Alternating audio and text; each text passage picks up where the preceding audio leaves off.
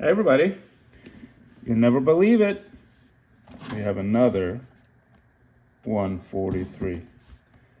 You would think they would stop producing these things, but they must really be popular. Otherwise, every single RC company wouldn't be producing these. But I wanted to take a commercial break real quick first. Some of my videos have thousands of views. I saw one the other day had 17,000. Another one had 33,000. If you like my content, if you like the way I present the information, or if you just like me, you think I'm cool as hell, please subscribe, and more importantly, share with your friends and folks that are into the hobby as well. I'd really appreciate it. Anyway, back at it. So I've heard some feedback around this car, which I've notably held back on buying it for a while, but I went ahead and pulled the trigger because, man, I love the FD RX-7. I love the E30 M3, and I love the 190E Cosworth, if that's kind of what it's modeled after. So the way I looked at it is like, even if I don't like the way it drives, I can use the body because these are really nice bodies. Like for, I think these are selling for anywhere from $25 to $30. So let's get into it. Let's take a look at it. Let's take a look at it. I'm going to give you my initial impressions. We'll do a quick spin around hardwood floor, and we'll see if I can take the lid off and kind of show you inside of it real quick. Let me back this out, move it up, and let's just take a closer look at this real quick. I've already opened it up, but for the drama of the video, I put everything back into the box. So it comes in a little box like this. It comes with some tires, and it looks like they all have a hex, which is great. So every single tire is replaceable. You don't get that with a Gia-Bell. So there's a plus for this chassis over the Gia-Bell. Remember guys, the Gia-Bell is the leader when it comes to a good remote and good, why did I drop all these damn screws? Good remote, good ESC, just beautiful proportional control. Damn it. They must have given us screws for these tires, which is good. But the rear end is locked and solid, and you can't remove the tires. You can't remove the wheels, you can remove the tires. These tires are nice. They're nice and soft. I think these are gonna have a lot of grip, actually probably too much grip on RCP. So we're gonna sit these down here. And they're nice looking FD style wheels. So they kept it true to form. The wheel matches the style of the car, right? That's really important to me. Aesthetic, it has to look good. So let's take a look at this thing. Wow.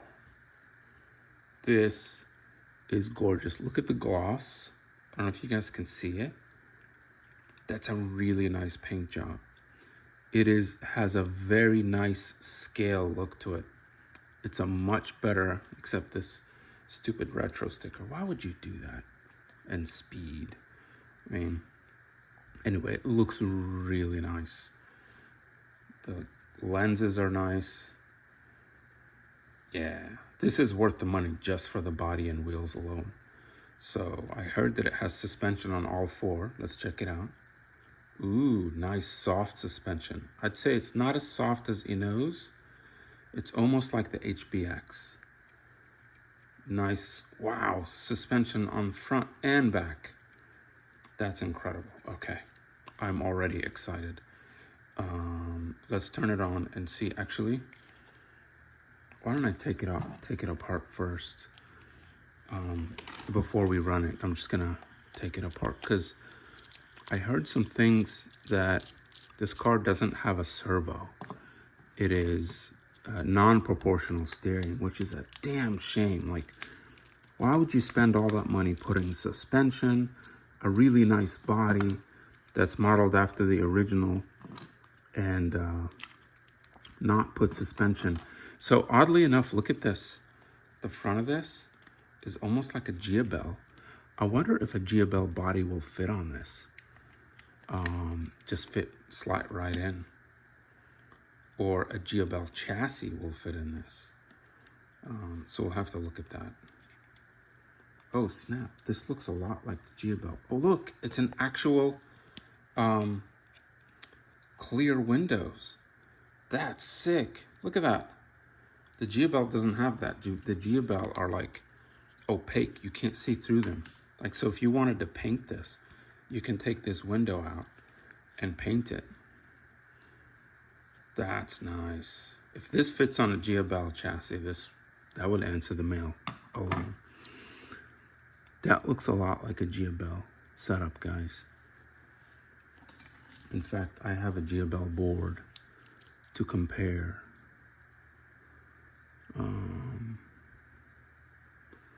It's very similar. So you see the light, the plug is kind of in the same place. You can probably not line up a G-Bell board to just be in the same place. See that?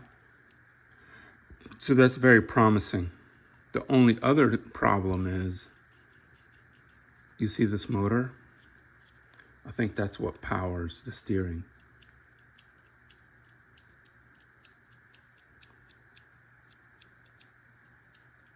So that's going to be the challenge.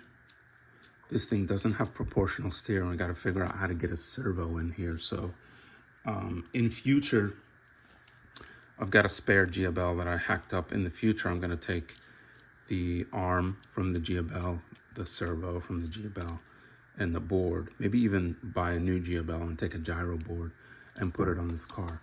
Because this car has all the right structural components. It's got a beautiful body. It's got nice removable wheels, both drift and non-drift. And it's got actual working suspension on all sides. And it's smooth. It's really nice with plenty of travel. So I'll show you this real quick. I'll take this stuff off of my table.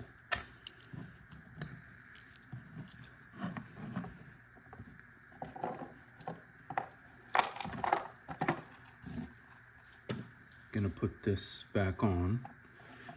This is exciting. This actually, if it's the same like style as, that's nice. Here, I'm gonna bring this down like a little bit further. Bring this down a little bit further so you can see. It's got a little bit of a wheel gap, but it's not a huge deal. But look at that nice suspension. And the wheels look so good on this. Okay, let's try to run it and see how bad it is with the non-proportional steering. I'm sure it's pretty bad, but this thing looks promising. I might be able to get a G-Bell board and a servo in here in short order and really test it out. But seeing how nice this is, I am definitely going to order the other ones. I'm gonna order, I should have bought the yellow. I'm a big fan of yellow. I don't understand why I didn't buy the yellow one, but I definitely want to get the red Mercedes. The red Beamer and silver Mercedes. I think they're just gonna be sick. And then what I'll probably do is just swap those bodies onto the G-Bell cars. I'm gonna go grab a G-Bell body and see how it fits onto the chassis, and if they're interchangeable, that would be dope. All right, let's do a quick running video. And also realize, because this thing mounts the same way as a G-Bell, you can just cut out a little bit of this piece right here, just trim it down, and you can lower the whole chassis onto the car and it'll look better. But anyway, it's got the same kind of lighting style as G-Bell built into the board, which I'm not a big fan of, but you know, they work fine. It's also got underglow, also not a big fan of underglow. But the rear lights aren't on, which kind of bums me out. They're only on when you hit the brake or when you go reverse. And so you have a light feature here. There's a button. You can turn all the lights. You can turn the underglow off. Well, let's go ahead and break this thing, why don't we? Let's hit the light on. Okay, this turns on the underglow on and off. I don't know what mode this does. What does the mode button do?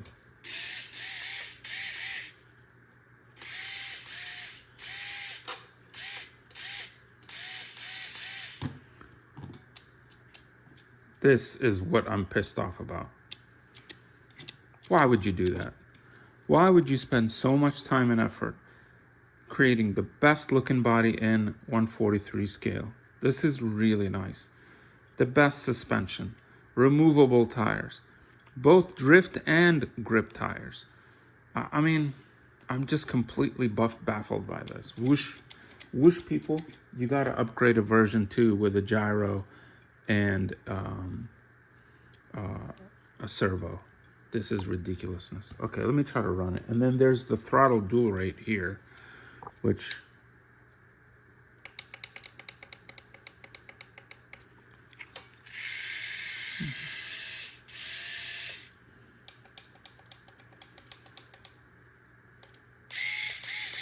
we'll just run it on the fastest for now.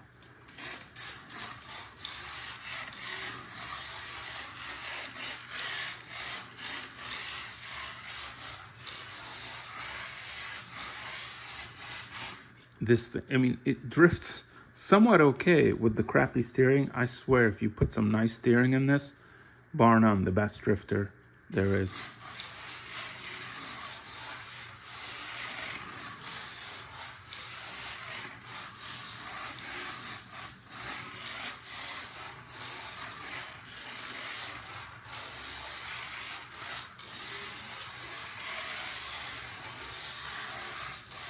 Also, the drivetrain is very smooth, which is going to be great. Yeah, this is going to be a nice transplant. We're going to put a Gia-Bell board in here ASAP with a servo and see how this thing does. And this may be my go-to standard. I may buy a bunch of these and then just transplant the Gia-Bell guts into these. Or what I might do is I might take the Enos that I built that has the ESC and receiver and swap that stuff into here, because the ESC and receiver in the Enos isn't doing it any favors. The Enos just has crappy drivetrain. This has some promise. It was so close, guys. So close. So close. Whoosh, RC. You could have just put a servo and a gyro in this thing and just dominated the division. I don't understand. Every single 143 I have tested has had one or two flaws that has kept it from being the dominant force in the category. It is what it is.